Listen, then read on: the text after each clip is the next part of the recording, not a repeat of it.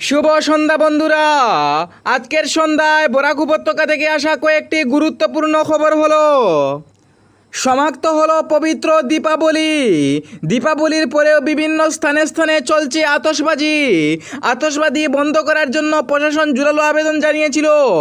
বিশেষ বড় বড় আতশবাজিগুলো না ফাটানোর জন্য জোরালো আবেদন করেছিল কাচারা, হাইলাকান্দি এবং শ্রীভূমি প্রশাসন।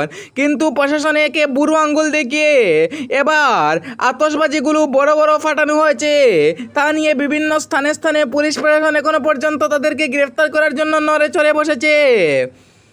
বিশেষ করে কাছাড়ের শিলচরে বেশ কয়েকজন আতশবাজি ব্যবসায়ীকে গ্রেফতার করতে সক্ষম হয়েছিল এবং তাদের কাছ থেকে বিশেষ টাকা জরিমানা আদায় করেছিল, যাতে এই ধরনের নিষেধাজ্ঞা করা হয়েছিল। তারপরে নিষেধাজ্ঞাকে অমান্য করে বাজারে এই রকমের আতশবাজি নিয়ে আসার কারণে এখনো পর্যন্ত বরাক উপত্যকার অলিগলিতে আতশবাজিগুলো ফাটানো দেখা গিয়েছে এবং বিশেষ বড় বড় আতশবাজিতে নিষেধাজ্ঞা করার পরেও এই রকমের আতশবাজি বারবার দেখা গিয়েছে বরাক উপত্যকার অলিগলিতে। দুর্নীতির ভান্ডার বরাক উপত্যকার 3টি জেলা কাছাড়, হাইলাকান্দি এবং শ্রীভূমি জেলাতে। প্রধানমন্ত্রী আবাস যোজনা থেকে শুরু করে সরকারি ঘর থেকে শুরু করে অরুণোদয় প্রকল্প, অরুণোদয় থেকে শুরু করে সরকারি যে সকল অফিস রয়েছে, যেমন অফিসের মাধ্যমে রয়েছে Aadhaar centre, BDO office, development elementary এবং বিশেষ কয়েকটি অফিসে দুর্নীতির ভান্ডার বর্তমানে অব্যাহত। বারংবার মানুষরা এমন দুর্নীতি এবং ঘুষদারিদের বিরুদ্ধে লড়ে চড়ে বসে, কিন্তু প্রশাসন তাদের বিরুদ্ধে কোনো ব্যবস্থা করে নেই।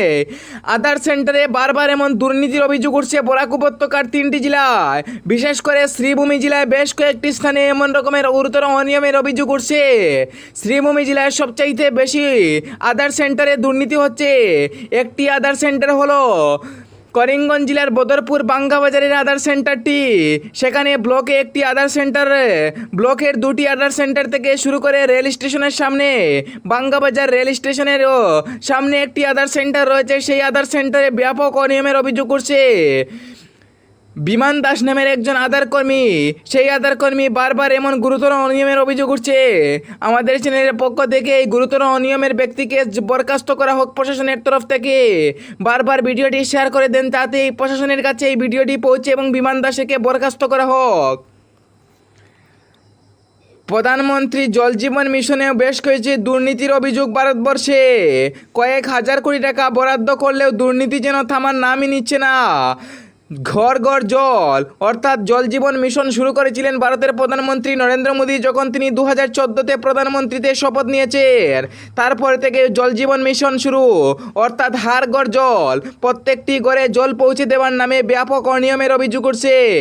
2026-এ সমস্ত কাজকর্ম সমাপ্ত হওয়ার কথা, কিন্তু ব্যাপক অনিয়মের অভিযোগ উঠছে। এখনো পর্যন্ত সব জায়গায় জায়গায় জল পৌঁছায়নি এবং যে সকল স্থানে জল পৌঁছে সেই সকল জলগুলো খারাপ এবং ব্যাপক অনিয়মের জল দেখা গিয়েছে।